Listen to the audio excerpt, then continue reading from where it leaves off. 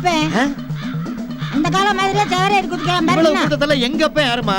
இந்த பாரு நடுக்கொண்டு உட்காந்துருக்கேன் பாரு, அவன் தான் உங்க அப்பன். அப்பன் தானே, உனக்கு எப்படி தெரியும்? ஏண்டா என் புருஷன் 4 கிலோ பெத்தவன் எனக்கு தெரியாதா?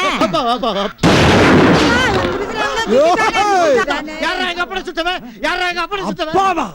நீ யாரா எங்க அப்பனை சுட்ட? காக்காவை தானே சுட்டு சாமி. அது காக்கா இல்லடா, எங்க அப்பன்டா. காக்காவை கொப்பங்கிற லூசு பேரானி.